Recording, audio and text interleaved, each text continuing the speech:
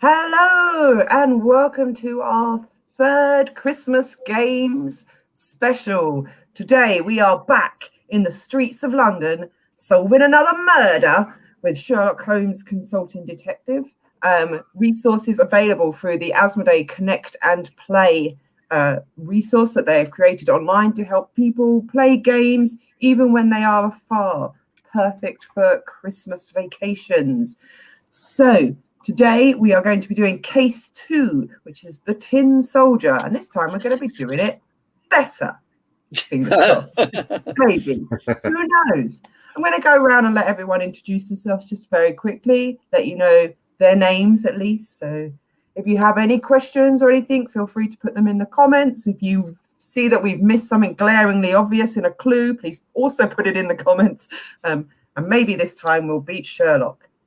For new people, hi, I'm Anjuli, Marketing and Publicity Manager for Aconyte Books. Woo!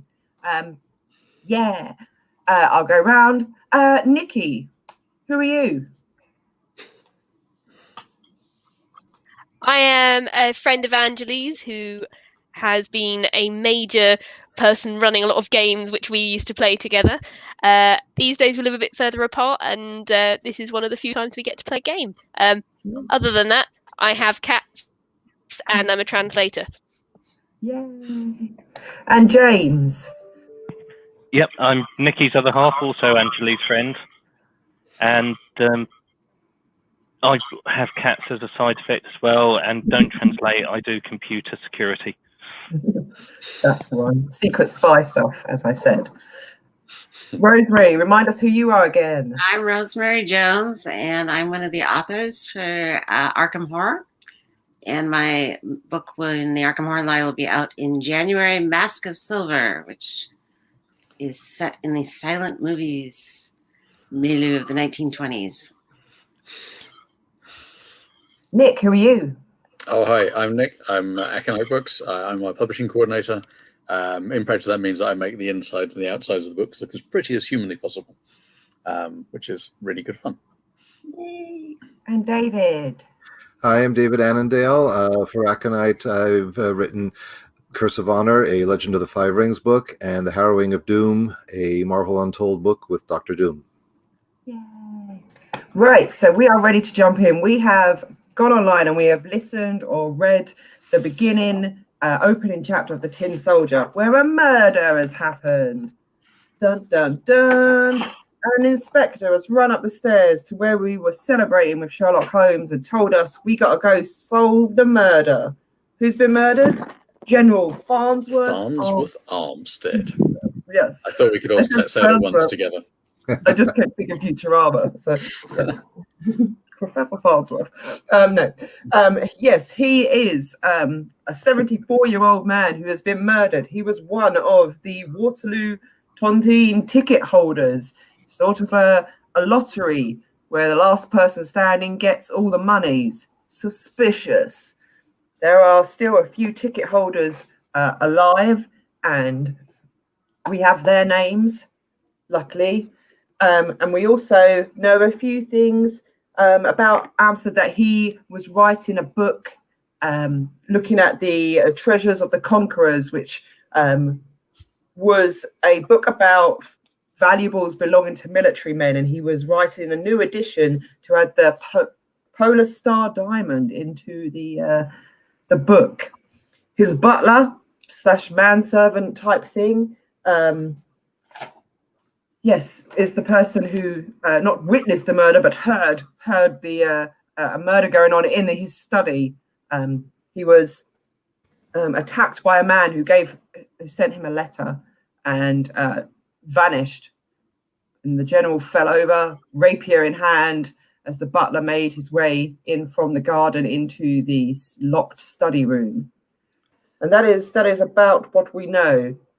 Well, and the man who came had a French accent and was hunched over a cane. Yes. Presumably actually a Russian acrobat. Yes. Well, indeed. What I thought was important is he probably wasn't French, was he? As it said, he had a French accent that the butler had never heard before. Yes. Yeah. But the butler could just have never gone to France. So that's possible. So every character's an idiot. It's also interesting. Completely. It's also interesting that the youngest one has been killed. Yes, yeah. That's right. Totally. Is it the tontine, or is it what he knows about the diamond that he's writing about? Yeah, Absolutely. exactly. Yeah, I think the The whole tontine thing thing's is a a red massive red herring. Yeah. Unless they're somehow linked. So David, then following our former thing, we will of course go investigate every member of the tontine and then go to the murder scene, right? That's right. Yes, so anyone that watched case 1, you will know that while Sherlock took four leads to get to the right answer and get his glorious 100 points, we took 12 and ended up with a mere 55 points despite getting many questions right. So yeah, this time we're going to try and aim to maybe keep it in the single digits, but who knows? We could. We were using the memento method. Work your way backwards. We want the whole story, not just a bit of it. Yeah, that's right. So we have our map of London, which everyone has a digital copy of. I have the physical copy, and we also have the newsletter. So from today, so that is the 11th of June, 1888. Anjuli, looking fancy, flashing up those props. I know, look at me, like a pro. I really feel I should have read and memorized the newspaper by now. Yeah. Oh, well, we were relying on you to do So that. there are. So we can also use the last cases newsletter as well. There may be things that come up in the last cases newsletter. Oh no, where's that? Tell us things. I don't know how accurate that is. That's not the right one. I remember we had serious things. I think we should be focusing on both the sculling in Australia and the Jesuits in Canada. That has to be crucial to what. Oh yeah, that one. So I have both the newspaper things. So if we need to look at the last one as well for some reason, we can. Also. Perfect. I wonder if we might want to look at the Belgian. Belgians do speak French. Oh. Yep, that sounds like a fake Frenchman to me. Excellent. This is why we have a translator on the team now. They know things like this. Chocolate seahorse monger. We can find. So have we established this time where the scene, like where we go on the map for the actual? So the scene of the crime was the General's at house. the General's house, wasn't it? Okay. So we need to look up General Armstead. 27 Northwest. 27 Northwest. Lovely. Let's go and see what the dealio is. Talk to Mr. Is it Senate? His valet. Yeah. Senate. Okay. So at the Armstead home, we find that the police have cordoned off the premises, and it is only after mentioning Inspector Lestrade's name in a loud and indignant tone that we are able to gain admittance. We're learning from Sherlock, it seems. We pass into a large foyer which houses some of the General's art collection. On one pedestal is an alabaster vase. A card states that it once belonged to Alexander the Great, given to him in tribute by an Egyptian prince. In a glass-enclosed niche, we find a jade necklace once owned by Augustus Caesar's wife, Livia. In all, there are some 15 objects in the foyer, none of which appear to have been disturbed. At the study door, we are met by the General's valet and former Batman. It's they used to unsolved crimes for him and just punch thieves on rooftops. It's a military thing. It's fine. Former Batman. Isn't that a bit back to front? Isn't the butler meant to help Batman? He's all the same man here. It's a nightmare. We just can't get enough staff. He should have sold that big diamond that he lost. And that is David Sennett. We judge him to be the General's contemporary. That is, he's in his 70s, more by his white hair and weather face than by any deterioration of his physique. He is, in fact, slim and athletically built. One has no problem imagining that his uniform of 40 years ago still fits him perfectly. Ramrod stiff, only his eyes betray any emotion, and they are quite red, as if from weeping. Oh, maybe he's just tired. Maybe. Yeah, maybe he's lost his glasses and he's actually struggling to see us. Yeah. Well, he's picked up Sherlock's opium habit. Maybe. He readily agrees to give us a tour of the premises. The study is a very large room devoid of furniture, save for the desks at the opposite end of the room. To our right, between two bookcases, is a glass-enclosed display, the top of which has been shattered. In the glass case is a diorama of some 200 military figurines. Hanging on the wall above are flags, sabres, hussars, police. Why do they put all these weird words in there? I can't say. Just call them cutlasses and you'll be fine. Yeah, swords and guns and shit. And other equipment. Do you say hussar or hussars? So there's some Russian gear up there then. Yeah. Yes.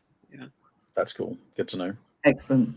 I feel really guilty because I know I stick all these words into my books. Yeah, curse you. Us people that have to read out loud in front of other people. That's why you read them on a Kindle with the dictionary. It's great. Exactly. You can just hold it down and it will tell you what it is. Right, the general calls this his Waterloo Wall, explains Sennett. These are mementos of that great battle and, of course, the tontine ticket.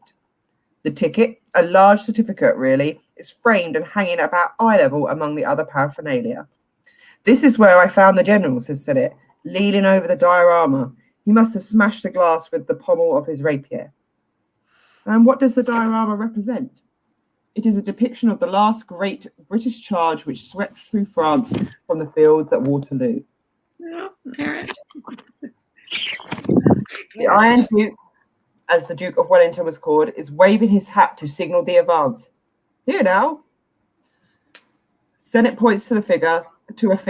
It represents Wellington. While all the other figures are advancing towards the viewer, the figure of Wellington is turned around in the opposite direction. That is to say, he is facing the wall. How strange, says Sennett. He's about to set it right when we caution him that nothing in the room should be touched until the police investigation is complete. On the wall opposite the Waterloo Wall are hung two crossed cavalry pennants. Below them, at man's height, is a single rapier. There is a dust pattern in the wall which crosses it, indicating a missing twin. It was the rapier that the general had, explains Sennett. A chair, normally placed by the desk for the use of visitors, has been moved across the wall under the rapier. Faint footprints soil the fabric of the seat. Several handwritten pages, which represent the revisions of his book Treasures of the Conquerors, are strewn on the top of the general's desk. Sennett tells us that the general was working on it when the visitor arrived. These particular pages deal with the history of the gem, the Polar Star. It traces its ownership from Napoleon's brother up to a Russian count, always the Russians, Rostov, who acquired it in the year 1872 and from whom it was stolen in 1887. Next to the manuscript is a letter from Pierre Matin. It simply states that he is prepared to divulge the name of the present owner of the gem for the agreed upon fee. Information and money are to be traded at the Bridge House Hotel at 10 a.m. on the 12th. That's tomorrow. Also, also of interest is a notation in the general's appointment book for the day of the murder, 1 p.m. French embassy. The general was to meet with an old friend, Jean-Paul Girard, says Sennett.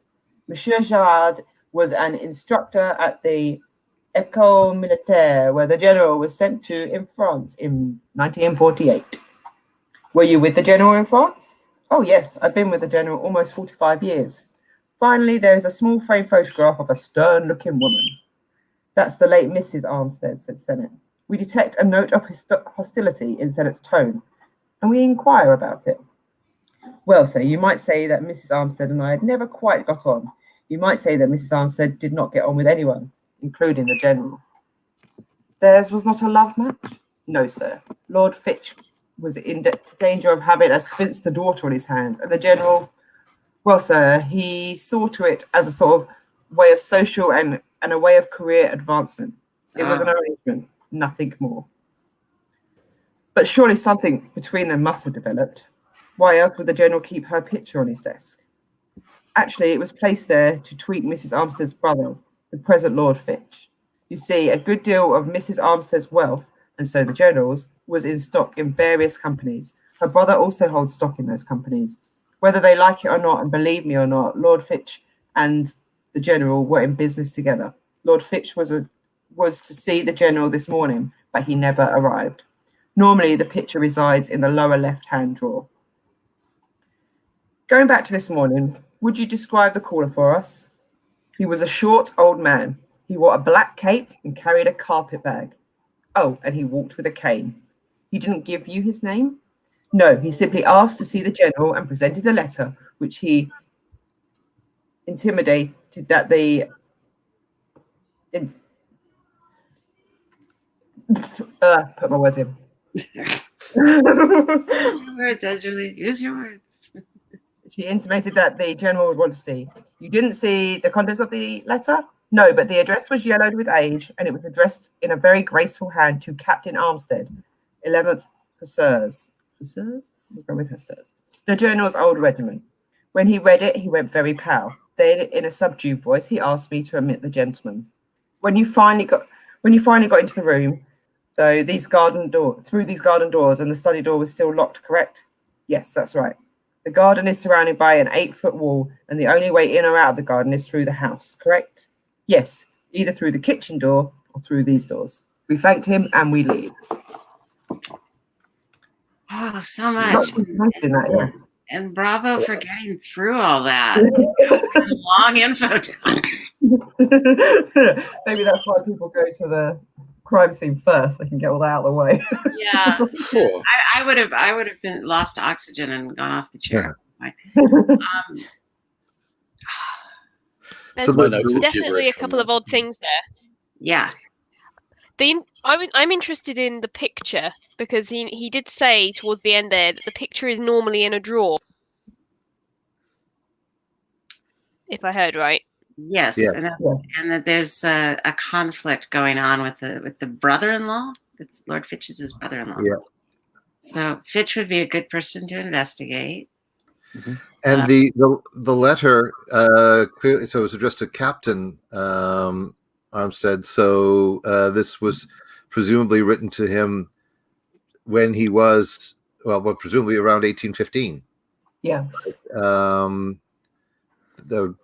Probably because he's a veteran of the Battle of Waterloo, right? It would seem that way, yes. Yes, he was one of the 20 members. And then we have a missing rapier.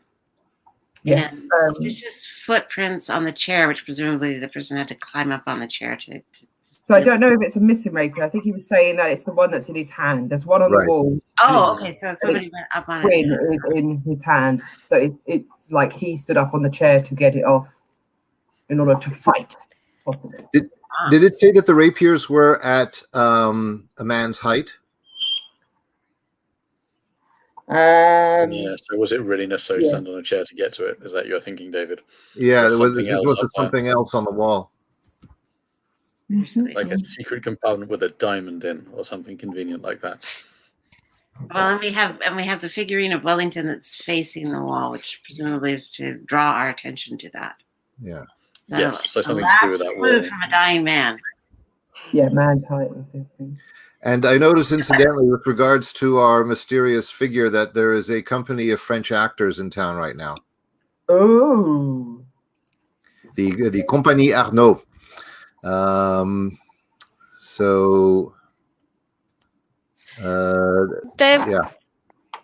Wasn't there also that point made about that the figure of Wellington in the diorama was facing the wall? Yeah, facing the wrong way. Yeah, I think you're right, Nikki. I think that's a clue. That the general's last gasp, turning the figure around. I guess what was in that letter? There was that letter revealing that Wellington was secretly planning to flee the battlefield. So his last act of spite is to turn him away as a coward. I think your story is good, Nick. I don't think it's the actual story, but I like it. Yeah, no, I'm happy to pursue an entirely fantastical. It's like, oh, this is a really cool story. Yeah, it depends how Dan Brown it is, doesn't it? I suppose. Hopefully not very. Well, I think we need to go and talk to more people, don't we? Because I think we have like a massive jumble of notes. So the ones that I've made make no sense at all. Yeah.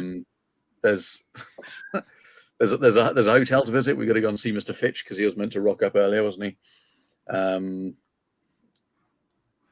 what's the most important thing to do? Because is follow foot. Let's shadow Sherlock and follow him. yeah. Where's Sherlock go? Wait outside Baker Street and see where he goes. I keep having an RPG instinct to say, "Oh, we should examine the wall further," but no, you've already told us that we've left. Yeah. So that's the only thing, because it's not RPG. You can't interact with the things. You only get the information that's in that. Yeah. So there's no like for hidden traps.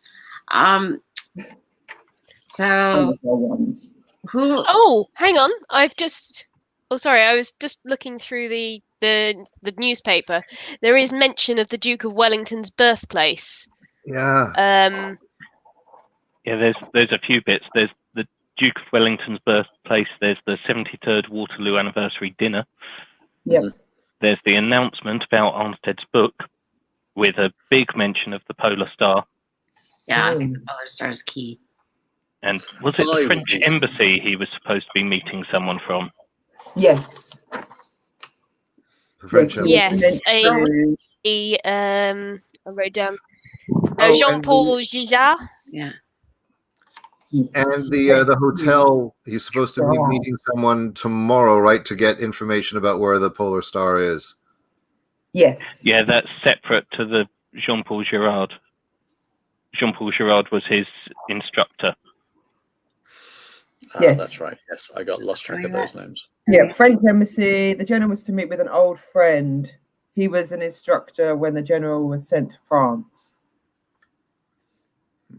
Not sure how much of like a clue that is, or if it's just like, let's go there and tick another lead off on our too many leads thing. I'm actually gonna mark these off as I go this time, rather than having to go back and be like, Yeah, I would not be surprised if we discovered that the diamond was hidden at the birthplace of Wellington, and that's where we're going to end up at some point. That's right.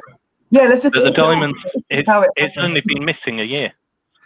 Yeah. Oh yeah, that's true. Maybe it's been stashed there. Actually, in the last case, there was someone thieving up loads of stuff, wasn't there? Yeah. That's an amazing phrase. I never thought I would hear. Yeah. Thieving up all the stuff. I'm So do we want to go investigate the brother-in-law? Wait. Show up to the appointment first. There was someone called Pierre Martin, wasn't there? Yeah. I mentioned Pierre Martin, suspected international jewellery thief, was found yesterday floating in the Thames. That was in last. That was the last one. Yeah. Case one's thing said that. So that guy's dead. But who is he? Hang on, is that the same? Hotel? Oh, I wish I could do control find on a piece of paper. So here, it was a letter from Pierre Martin. It simply states that he is prepared to divulge the name of the present owner of the gem for the agreed upon fee. Okay, so someone is eliminating people who know who has the gem. They've sounds like it. Did anyone notice something? One particular odd one in the personal, in the newspaper, the telegram from Paris not understood. Only restoration of book required. Ah, intriguing. Oh, we had good luck with the personals last time. So where is that? Sycamore. Which page is that on? On the first page of today's newspaper. Yeah, it says here the police have no suspect for the Pierre Martin's murder, but report that the murderer must have been powerfully built, as the physical evidence indicates that the victim was strangled with bare hands. Okay. So it sounds like David's stupid French accent to me. Investigate away. I have to go answer a mysterious knock at the door, but I'll be back. Okay, whoa. Keep going. Please don't get killed because of the diamond. Yeah, don't be a murderer. The Hoxton Creeper is at work. Right. Okay, so it sounds like we've kind of narrowed down our list maybe. So we've got the brother-in-law, and we've got the embassy as maybe a place to go, or was there anyone else? So the person he's supposed to meet at the hotel is dead, so there's no point going there. Is that correct? Yep. That's if he was But meant could to we meet visit, the thief at the hotel and not someone else. He could have been Right. meeting someone with the information. I mean, if we want to go on a long suspect list, there's every other surviving member of the Tontine. Right. I reckon the Yeah. Tontine's massive red herring acting, though, isn't it? Yeah, let's Yeah. definitely not. That's I like, think so. Because It's they've like killed the fighters. youngest one. I mean, They've we killed can the have a chat youngest with one, them. That you might be know. interesting. Yeah, but Yeah, they you only need definitely- to kill one more each day, every other day, even up till the anniversary, and they can win the whole lot at the dinner. Nice. I'm Sure. wondering if maybe we want to go look at as another possible lead. We could always go and look at Pierre Matin's accommodation or somewhere where he's been living, because there might be something worth knowing there. That's true. I would like to add a location for later because I'll forget about it. There's a note in the newspaper about the Metropolitan Police having lots of jewellery in their lost property. So Yeah. it's possible. It's the diamonds wound up there, which would be great. Because But that wouldn't tell us so anything. in last month's one, it says this month marks the first anniversary of the Darien de Veres diamond theft. Scotland Yard is apparently no closer to discovering the whereabouts. Nat Cook is convicted of the crime and serving, but says he's innocent still. The co-defendant Jonathan Small was acquitted of all things. So there's a guy called Jonathan Small who could possibly have stolen diamonds, but is still out at large. And I think we need to, at some point, to get to the Princess Theatre and interview that visiting company of actors, because our culprit certainly sounds like someone in disguise, especially since they got over an 8-foot wall. Yeah, they're definitely not elderly. Yeah. Okay, so we need to put all these in chat.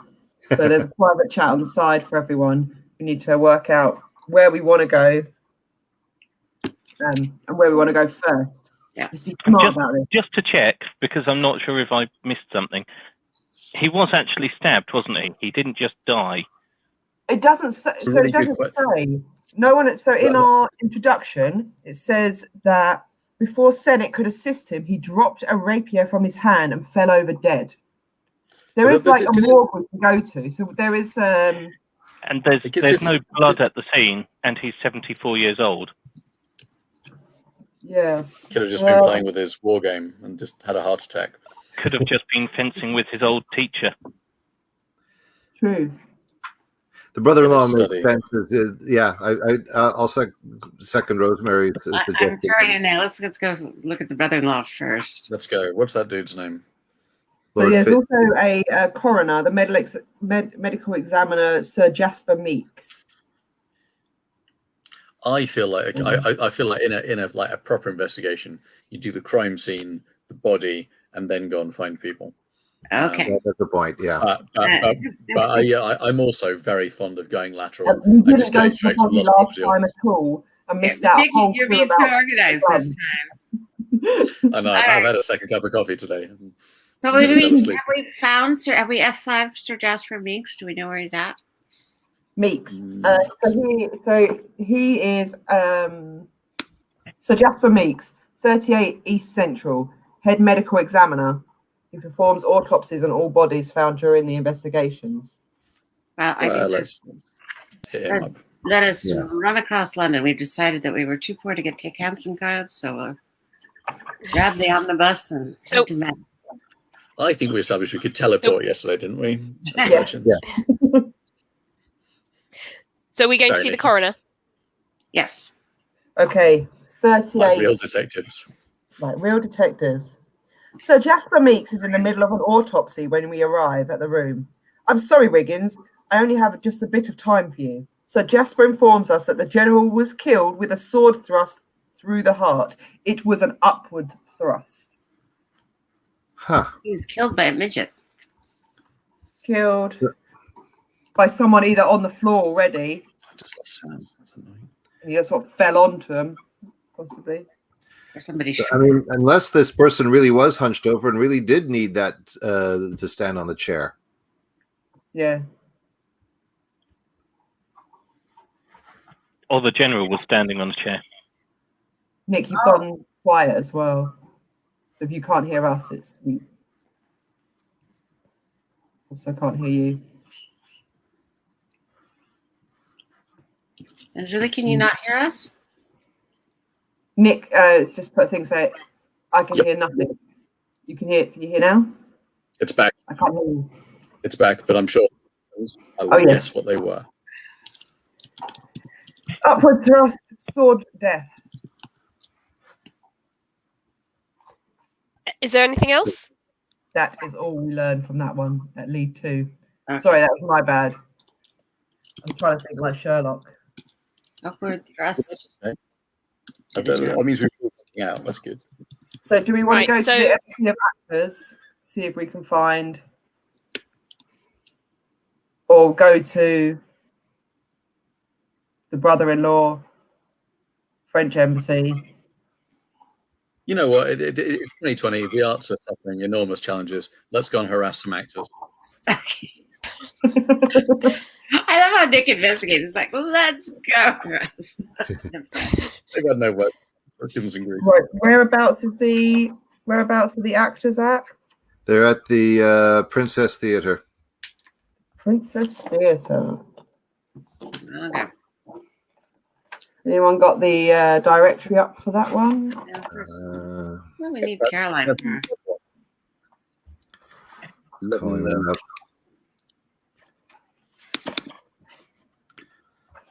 And Princess Theatre is 11 Northwest. 11 Northwest. My children. And where was the murder scene again? Oh. That was yeah, where is his house? It was in the southwest. I think. 27 Northwest. 27 Northwest. 11 Northwest Princess Theatre. So they're pretty close to each other. Yeah. Suspicious. I think we should just arrest them. Yeah, just all of them. Just Damn make it, a Ryan. decision. They are Barricade the performing doors and burn it the down. Emperor. So they could well be Napoleon supporters. Oh, Well, one of the we arrive plays, at the Princess Theatre, where Viva l'Empire, a biographical play on the life of Napoleon, is being performed by the French company. The play has been a great success during its limited engagement in London, and there is a long line of people trying to obtain tickets for the last 2 performances before the company returns to France. We make our way backstage to meet the company manager, Gervais Arnault, the founder of the troupe. He is a short, stout man in his mid-50s, given to extravagant gestures to express his passionate personality. He is very proud of Philip, his nephew, the lead actor. He fairly bubbles over in praise of his ability. Ah, but you must see Philippe perform. He is a magician, a wonder. The breadth of his talent is truly magnificent. He manages to portray the Emperor Napoleon. Oh, it's still him. He manages to portray the Emperor Napoleon from the age of 26 to his last days on the island of St. Helena. He could play an opera. You would swear 5 different actors played the part, but no, it is only Philippe, aging before your eyes. As he speaks, he leads us down the corridor to Philippe's dressing room. Of course, years of training and practice go into making such an artiste, but at age 48, Philippe is the toast of the continent. Monsieur Arnault is 48, and you are his uncle? Ah, I am but 8 years older than Philippe, but I assure you that I am his uncle. It seems that the Arnault family have a history of late arrivals. Philippe's father was 23 years older than myself, and Philippe's poor sister, he points to the picture of a young woman, was 11 years older than he. Next to the portrait of the sister is another of an older woman. Each has a black ribbon draped diagonally across its top right-hand corner. Yes, they are both dead. The sister, many, many years ago, under very tragic circumstances. Philippe's mother had to be put in an asylum. She just couldn't accept her daughter's death. We received word from the asylum only last week that she too passed away. It upset Philippe very much. Resurrected old ghost, you might say, and his performance suffered. But he has recovered completely. You have never seen him more brilliant than he was last night. You must see him perform. You must. In fact, if you wait here, I will arrange tickets for you. Can you tell us where Philippe Annandale was this morning? Monsieur Annandale gives us a puzzled look, but answers, "Oh, he was at the National Gallery." Why do you ask? Just then, two workmen carry a trunk into the dressing room. Monsieur Annandale throws his hands in the air and exclaims, "No, no! This trunk should go to the company lodgings at the Grand Hotel." He turns back to us and shrugs as if to say, "What is one to do?" And then he says, "Wait, I will get you the tickets." During the entire interview, we have never stated our purpose. Feeling somewhat guilty that we have obtained information under false pretenses, we decide that the better part of valor would be to leave before Monsieur Annandale arrives. Right, so 100% Philippe was in that trunk that they carried in.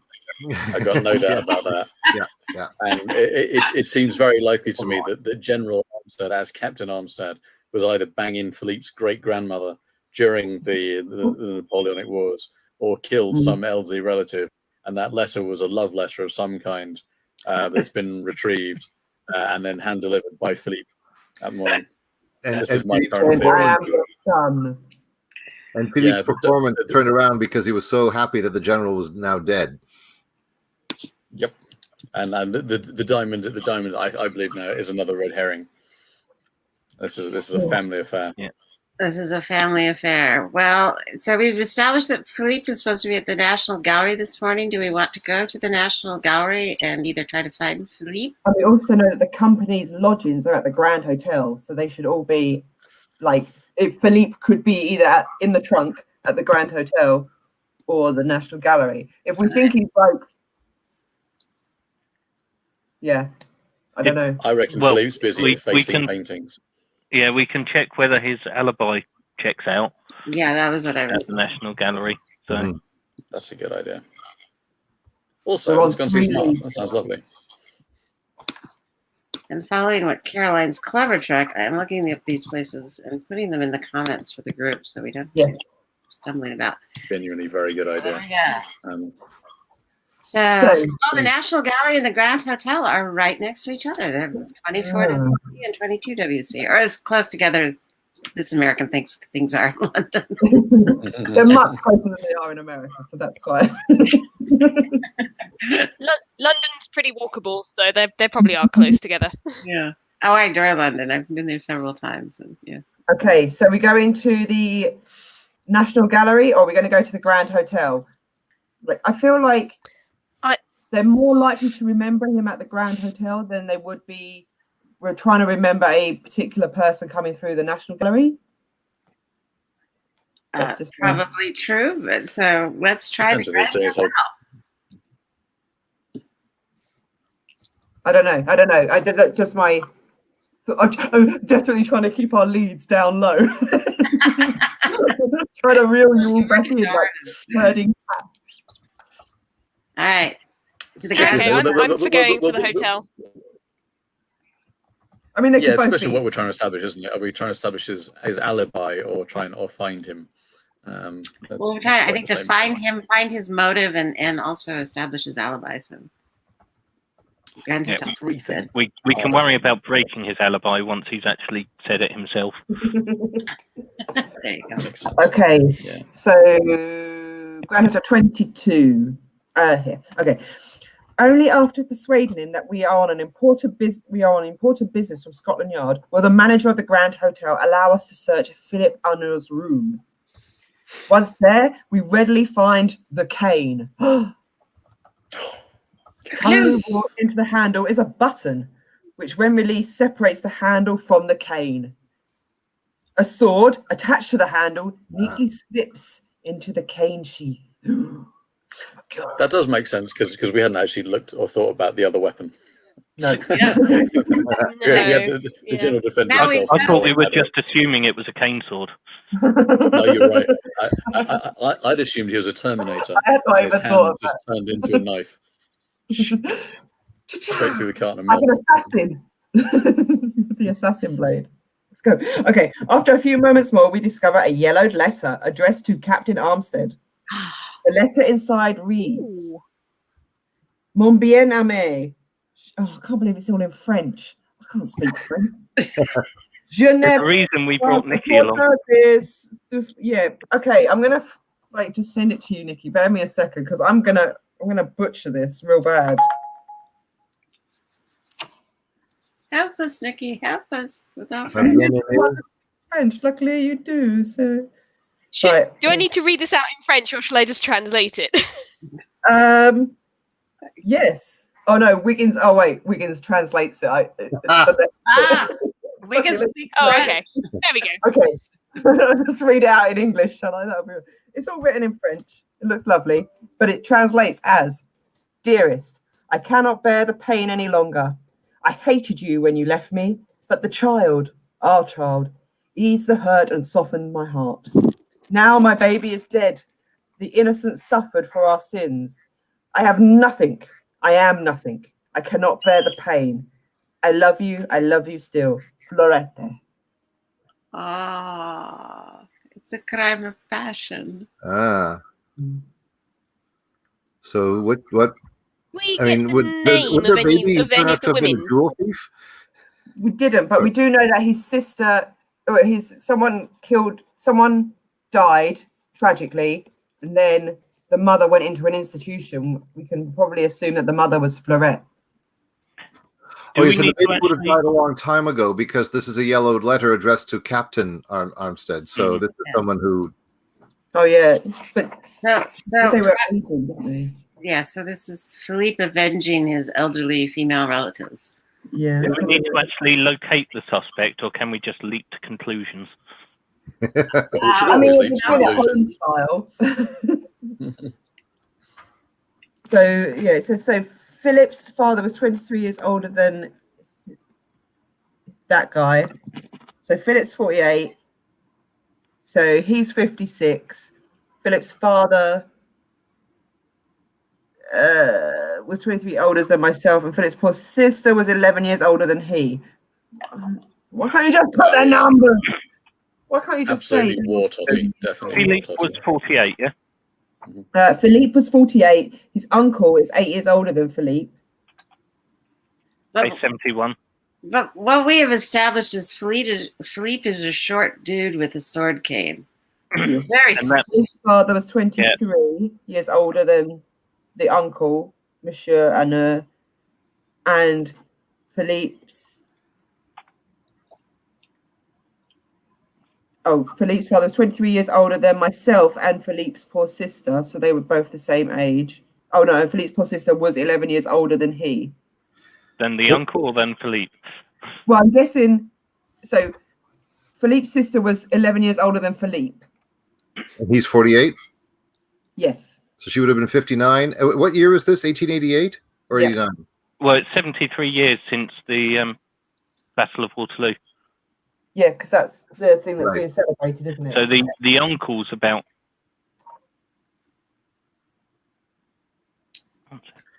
Wait a minute. When we were given the ages of tontine holders, wasn't there someone who was aged 72? 82, Captain Robert Jeunesse, Anita and Claire Thomas were 80, William Rowland was 79, Peter Dudley was 77, and the Okay. General was 74. All right. Never mind. He was the youngest. Wait a minute. He was 74. Oh, I the see. So he general was was- not at the Battle of Waterloo No, then. he just took part in the taunting. Yeah. And they bought He was- 13 because his tickets father. to benefit children. Yeah. Whichever child Yes, lived, it gets and then- passed down the family, doesn't it? That's right. Yeah, but there might still be a financial. So if somehow the General and Philippe there seems to be some sort of family affair going on, perhaps Philippe will be the inheritor of the General. Maybe he's the last living member of the family. No, because they weren't married. The Ah, general and the mother, so couldn't be. But the sister who so then it's his died revenge. too young. No, she's not, because I'm thinking. But maybe it could be the sister. We don't know when. Maybe maybe if he was going to asking to be acknowledged, that might have made a difference. Because if someone's an acknowledged child, they might still be up for inheriting. Yeah. 48 would mean. But it would mean that maybe Philip was not, but his sister, who is dead, was their love child. So his sister is like not got the same father as him. It would make the general or the captain at the time 26 when he became a father. That's entirely reasonable, isn't it? As an age. Yeah. And as a captain, from the age of 26 to his I don't know, something else. Yeah, quite appealing. Captain salary, nice. But anyway, we think it's a tangled web. Yeah. The French are somehow involved. I mean, you had me at French. I knew they were killers immediately. Probably a weapon secretly that we've not even heard of yet. Instincts here. We're like, what? So we are next to the National Gallery. Do we want to go there to see if Philippe is still there? Because he's supposed to be there this morning, and see if we can run him down. We should definitely confront him and slam him into a statue of Wellington or something. Yeah, there is still that. We do certainly need to ask him about the cane. Yes. Yeah, I feel we checked that it actually is a real sword and not a retractable prop. That would be embarrassing. Stab. It doesn't give us the option to stab something with it. What kind of game is this? Did we manage to loot the room? Are we taking the cane with us, or we just left it all there? Who knows? Oh man! It could or could not be in our persons. Hopefully, we found it before Sherlock, and he goes there and he's like, "What's this?" And we're like, "Ha ha ha! We win, Sherlock. We win." All right. So, are we popping next door? I'm up for it. Sounds like I say we do, because really at this point we need to speak to him if he's alive. Do we need to? It's fairly conclusive. We've got the probable murder weapon. We've got the letter. We know that he's an actor who can age himself. Unless there's something completely different going on, someone snuck in and so on. It could also explain why he turned Wellington. He didn't know about why her. would he turn Wellington? He was ashamed. Ashamed of himself, so turned Wellington's face away from him. Because he's crazy. But I agree. I think that makes sense. It's just madness. So, James, are you saying that you feel like we could solve the mystery right here and beat Sherlock? I feel either we're going completely down a rabbit hole and all of our speculation is taking us way off into Wonderland, or we've got the answer. I think you're probably right. One of the questions is going to be trying to explain that exact tangled family web, isn't it? Which we've got lots of words around. I'm not sure we have a succinct answer to that. But well, we'll just say it was a family affair. You're maybe step aunt or something. Right. This is a brave and bold group. Are we going to go? Wait a second. So it was the sister, wasn't it? Because it was a daughter mentioned in the letter. There's just a child. Just a child. Yeah. But the child was lost. Philippe is obviously still alive, so it's not him who got lost. No, but this is.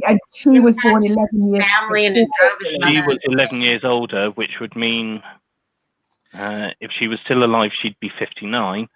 But that would mean he would have been 15. When was That's a bit young, isn't it? But when was it was 1848 that wasn't it, or am I there was a year that we were given that Armstead went to France. Yes. Well, that was in the audio. I think that was mentioned. Was that back at France in 48. 48. So that's presumably when all of this happened. So that's 40 years ago. But the Philippe's relative, was that I forget if that was a grandmother or a great aunt. that would make the sister 19 when Philippe went over, and he was 26. So the sister is the okay. I think isn't that how the so what I'm writing on the side for folks is that there was a lady with a broken heart. She died, and Philippe's mother ended up in an asylum because she was so brokenhearted over that. Philippe has black ribbons around their pictures at his dressing room, so obviously he has been brokenhearted over that. Whole family is devastated by this affair, whatever it was. God, we just need to kill them all. They're just too sad. Much sadness. The English has caused much sadness for the French. The foreshadowing of Brexit, guys. Oh la la. Oh. Oh no. Too soon. Well, too soon, probably. We don't know yet. It might be too soon. We'll only Who knows? Will we though? Maybe. Okay. I'm more than probably not. No. So it's the National Gallery we're going to? Is there any reason not to just arrest Philippe?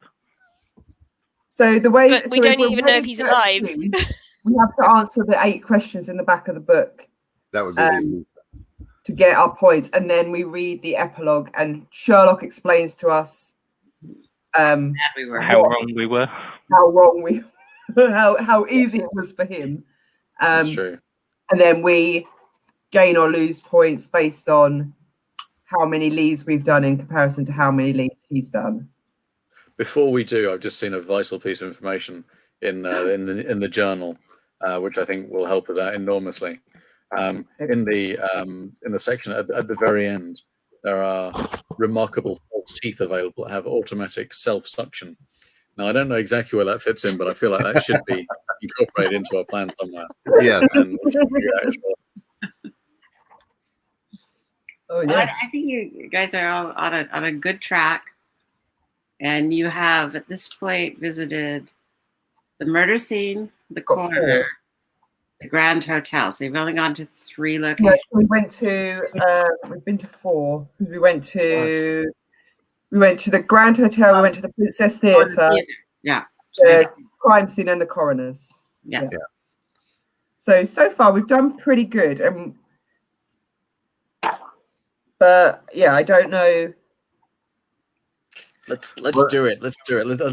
Let's see if we know it. I'd be super impressed, and we can maybe bluff it if we don't. See, I can see. Thing is, if we're wrong, I can see what the other direction would have been. Would have been to follow the brother-in-law route. So I think there were 2 sort of key lines here: either the one we've gone down or the other one. Yeah, and I think the brother-in-law would have ended up being the red herring because I think the sword cane is key. There's more emotion in this one. No. I think you're right. Yeah. So I think It's always a murder of passion. we are certainly, I think, unanimous as to who done it. Yeah. Question number 1 then. Who Oh, killed General Armstead? Philippe. Philippe, who has a surname. Arnaud. Arnaud. I can't spell it. Can't say it. Arnaud. Is that what you're trying to say? Maybe. Who knows? Why was he murdered? Well, it's complicated. That's enough, right? A family affair, a tragic love affair. And That's vengeance tragic. for Death of Philippe's sister. Intergenerational bitterness. Why was the Duke of Wellington's figure turned backwards? For shame, for shame. yeah, I like that. It just couldn't Yeah. just couldn't bear the little lead face looking at him. As he died, yes. I think there was What kind of weapon assassinated the general? sword cane. That was Sword stick awesomeness. Kapow. Okay, so they're the main questions. So each one of those will get us 25 points if we get them right. The next one will get us 10 points each. So, who killed Pierre and Andre Matin? I don't care. So, Not our crime. Not our case. Not our problem. That wasn't Philippe because he's small. This was somebody big who killed them. Strangle him. I think that was the brother-in-law. That's a different Sure. different Let's do set of that. Yeah. murders. Let's assume he's big. Or just some other dude living in London at the time, or a Russian the next ambassador. one. One of those. Next one has a person in it who we didn't meet. So, why was Marshall Guilfoy late to work? He slipped on the boot polish that his butler was using to polish his boots and cracked his head on the doorway, which was then resolved with some Sri Lankan tea that made him feel a lot better. But it looked a lot like blood, and so he was rushed to the hospital. And after all that was sorted out, he finally arrived at work, rather embarrassed, but very late. I put freak boot polish accident. I'm assuming that we don't lose points if we get these ones wrong because these are the bonus ones. We just don't get any points, right? Yeah, we don't get any points. That's correct. Okay. Okay. As long as we don't Who has lose. the polar star? Mixed explanations. though. Who has the polar star? Who has the polar star now? I want to say it's that guy that was acquitted and said he didn't do it. The police? I thought we were wondering if it might be the police had it in Lost Property. Oh Or yes, is it that was- brother-in-law? Oh, I like that. yeah. It's either in Lost Property or it's hidden in a plant pot in the National Gallery, or at Wellington's birthplace, or somewhere Or else. that's the Chelsea military exhibition about Wellington's with a clue to Wellington's birthplace. No, that's So true. do we like the do we like the Lost and Found or the exhibition? I like the Lost and Lost Found. Yeah. Me too. Okay, Lost and Found. We're going with Lost Yep. and Found. To whom are the letters sent? To whom are the letters sent by Andre Matin destined for? We didn't see those letters, did we? No. Oh, there's some more letters. Investigate that. I'm going to say the butler, Senate. Yeah, I reckon that's Good some as additional any. personal correspondence. Oh my God, Sennett was the murderer the whole time. Okay, I'm going to tally them up and then I'm going to read what Sherlock says. So bear me 2 seconds. Talk among yourself, people. We got to remember that Sherlock is a liar, and that whatever he says is probably not true, and the innocent will be arrested in any Sherlock Holmes case. We went Quite. the complete opposite this time, though, didn't we? No rigor this time. Just yeah. Because the butler has been with him for 45 years and was his Batman, so would have been campaigning with him at the time he was in France with a certain young lady.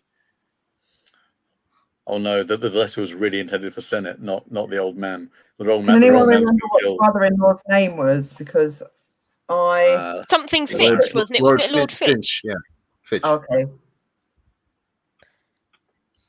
Oh, there is the alternative route we could have gone down. It could have been that Lord Fitch was going to come and have a very stern word with our dead man later that morning about the diamond, maybe about his wife. Where's that money going when you die? Yep, it's possible there were some other things we could have investigated. It could turn out maybe there's a... But if we're right, we've done well. Yes, that's true. There could be some convoluted love story with the brother-in-law as well, for all we know. I think we're taking the right approach, which is to act on prejudice and wild speculation. Just like Sherlock Holmes. Exactly. Just like Sherlock, yes. Right, okay then. Well, we're all here and waiting. For the life of me, I cannot imagine how you cut to the truth of this case. Holmes puts aside the morning paper and begins. In this particular case, which might be titled The Case of the Tin Soldier, if you forgive my intrusion into your literary Boulderwick, Watson, the most intriguing fact was the method of murder. The distinct sound of swordplay, reported Mr. Sennett. Most odd. It suggested to me an affair of honour. At General Armstead's home, my suspicions were confirmed. First, the letter. It was yellowed with age and addressed to the general by a rank he held some 40 years before. It upset the general, indicating it concerned some long past indiscretion. It was the reason for the duel. How can you be so sure it was a duel? Asked Watson. The general had time to retrieve his rapier hanging from the wall. The murderer allowed him to arm himself. A duel is the only event that fits with these facts. It is also interesting to note that the second rapier remained in place. The intruder came prepared. A sword came. Got it. As to the intruder himself, Sennett described him as an old man, yet he left the premises over an 8-foot garden wall, a disguise, and carried off with enough expertise to completely fool Sennett. The carpet bag was used as a receptacle for the disguise when it was no longer needed. Then there was the clue left by the general himself. Mortally wounded, incapable of speech, at least incapable of producing a sound that would carry through the study door to Sennett, the general wanted to leave some sort of clue. With his last ounce of strength, he smashed the diorama glass and turned the figure of Wellington in the opposite direction. The diorama depicting the Battle of Waterloo, said Watson. I would have thought the Tontine was involved. If that were so, Watson, the general need not have been so indirect. The Tontine ticket was hanging in front of him. All he had to do was reach up for it, and the message would have been clear. Based upon an indiscretion out of the past, a letter addressed to Captain Armstead, the rank of general held at the time of his service in France, and the intruder's French accent, was detected by Sennett. I concluded that an interview with Jean-Paul Girard at the French embassy might prove profitable. We didn't go there. Nope. The picture painted by Mr. Girard fit directly into the pattern. Having agreed to a marriage of convenience as a sacrifice to his career, the general lived a riotous life in France. A full, carefree life without responsibility for exactly 1 year. A rather romantic notion. And what's more romantic than a desperate and ill-fated love affair? Ah, you were right about that. Monsieur Girard mentioned the actor Philippe Anur, and it struck a chord. Who better than an actor, a trained master of illusion, to disguise himself and perform in that disguise convincingly? Also, Philippe Anur performs the role of Napoleon. According to Mr. Girard, the general had seen the play and gone backstage to meet Arnaud. When the general turned the figure of Wellington around, he was trying to tell us that the killer was Napoleon, Wellington's opposite at the Battle of Waterloo. Or rather, it was the actor playing Napoleon, Philippe. At the Princess Theatre, seeing the two portraits and hearing something of the women's stories suggested a reasonable scenario to fit the situation. Arnaud's sister was the Little Flower, a proper name, not a description, by the way, signed over by the general to Girard. She was an impressionable 19-year-old who fell madly in love with the dashing English captain. When the captain's year came to an end, she despaired and took her own life. Her grief-stricken mother went mad and was sent to an asylum. Thus, in the twinkling of an eye, Philippe Arnaud had lost his beloved sister and a loving mother. He was but 7 or 8 years of age at the time, and while he desperately felt the double wound, he was too young to understand the circumstances that had caused it. Some 40 years later, on the death of his mother, he received, by way of inheritance, a letter written by his long-lost sister. She gave him an explanation and a name, Armstead. He came to London, and fate dogged him. He had to restrain himself in front of the object of his anger, then came to congratulate him in the dressing room, hatching his plot. So, Holmes solved this case in 4 leads, as did we. Yeah. He went to the General Armstead house. He went to see Jean-Paul Girard at the French embassy. He went to the Princess Theatre and the Grand Hotel. Mm-hmm. He also used the following article from the newspaper, the Princess Theatre. His score is 100 points. So we don't gain any extra points because we did it in the same. We did not get question 3 right. Shame was not the right answer. So we lost 30 points on that one. So the first 3 were worth 30 points each, and the last one, which was the cane sword, was only worth 10. We got 0 points for the question in the well, basically we got 0 points in the whole second series. So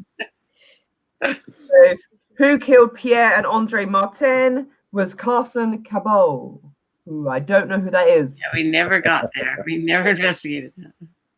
Why was Marshal Geoffroy late for work? He did not have a freak boot polish accident. He stopped up at Roland and Fraser's to buy his wife an anniversary gift. Of course. Who has the polar star? That is Carsten Cabot again, who we never heard of. And to whom were the letters sent by Andre Martin destined for? The one from Brick Street was for General Armstead. The one from Point Street was for Carsten Cabot. Oh. So we scored in total 70 points, which is better than last time when we got 55. Considerably so. Yes. Yes. Yes. But still, Holmes has beat us with his 100 points. Nonetheless, Only because he solved. is the way to go. And he only won because he solved like 4 other murders at the same time. We were focused on our crime. We were focused on specific. And that's how an investigator should run. And Not distracted by other things. Yeah, and Nick's inherent belief, it's got to be the French actors, just, that carried us through. Well, it's David's just at the beginning. I'm like, yep, actors, going to be them. All criminals. But yes, so better than last time, still not beat Sherlock yet. We've still got I know. many, My actor other half was not pleased by that. Sadness. In trouble. But we have come to the end of the game. Oh, and the end of the work week as well. How delightful. It's now the weekend. A wild success indeed. Well, thank you everyone for coming along and playing that fun with us. Oh, it's so fun. It was so was. I really like this game. Yeah, it's quite good. Yeah. So there's many there's 4 different sets from this game. Each one comes with 10 cases that follow different parts of London in different eras, like around Victorian. Oh, and we forgot to do the warning again at the beginning, which don't listen all the way to the end or you'll hear who the murderer is. Oh, yeah, definitely. So well, we'll spoil it for everybody. We should put this up as a tutorial on how to solve this particular murder. Yes. I think that will help a lot of people out. No, you don't want it as a tutorial because we didn't win. I know. That's why we should do it. Sherlock Holmes. Totally deceptive. It's like everyone else's game.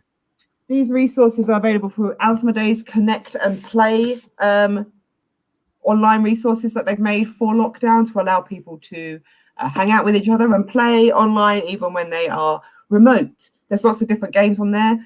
On Saturday, which is tomorrow, I'm going to be playing Just One, which is a fun, quick word game with Tristan Palmgren, who wrote our Domino Strays novel. They work during the week, but they really, really wanted to play. So I said I would put on a Saturday show with them and a couple of people, so Ness from the office, who we played Just One with on Monday? Yes. So there will be some games on Saturday. We'll be playing some Just One, but there are other games on there as well. Some require everyone to have the game. Most require just one person to have the game. So I have the box set for this one, and I have the box set for Just One, and that's enough to be able to play as a group. But yes, thank you, chat, for coming along. I have seen you all in there. I've done some waving. Hopefully you saw me, but we were so focused that we couldn't say anything. I'll just put Vijay, hello. But yes, thank you everyone for coming along and for playing. It's been very nice to see you all again and to play some games. Yay! I will be back tomorrow to play games, and then we will be back on Monday with Sherlock Holmes again, Consulting Detective Case 3, The Mysterious Murderess, I believe it's called. So that look out for that one, because there'll be in which we will only. Don't watch it all the way to the end. You might win the time. Yeah, exactly. We're getting better and better. We'll only figure out The only way is up. A massive improvement. Well, the thing is, Mark is going to be in the next one, and he's going to follow all sorts of leads and get talking to everyone, and then it'll be 4 hours long, and we'll have gone to every single location in the book. And be on, but if we'd spoken to everyone, we might have found the answers to the bonus questions. Yeah, but they would have given us 10 extra points, but we would have lost 5 for every location we went to over the ones that Sherlock went to. So we would be in minus numbers. Balancing act. So we're going to go Possible. backwards round just to remind people who everyone is before we say goodbye. David, let's start with you. Who are you? I'm David Annandale, the author of The Harrowing of Doom, the Dr. Doom Marvel Untold book for Aconyte, and Curse of Honor, a Legend of the Five Rings book. Nick, who are you? Nice. I'm Nick Tyler. I'm Aconyte's publishing coordinator. I make the books pretty. I'm Rosemary. Rosemary Jones. I'm the author of Mask of Silver, which is coming out in January 2021. And I'm cracking up because while this game was going on, I was getting emails from the office, and Lottie had some exciting news for me, and there'll be more coming out soon. Yeah. Oh, yes. Lottie mentioned the exciting stuff this morning. Very exciting stuff. Yeah, I'm very excited. But it was very funny because it's like, I'm like, oh, guys, no, I'm talking about the sleep. I can't do anything. Thanks, guys. James, who are you? I'm a friend of Anjuli's from many years ago, I think. Yes. And yeah, that's about it. Sweet. It's been like 8 years. Crazy. Nikki. I'm Nikki. I'm James's other half and Anjali's friend, also of a number of years. And I'm a translator, and I have cats. You have Yay! All the floof. And I'm Anjuli, Aconyte marketing and publicity manager, bird person, except Terabithia refuses to come near me now because I keep knocking her off my head. This has been Sherlock Holmes Consulting Detective, Case 2, The Tin Soldier. We will be back tomorrow for just one, and then again we're here on Monday doing more Sherlock Holmes solving some mysteries. Hey-ya! Goodbye, everyone! Bye.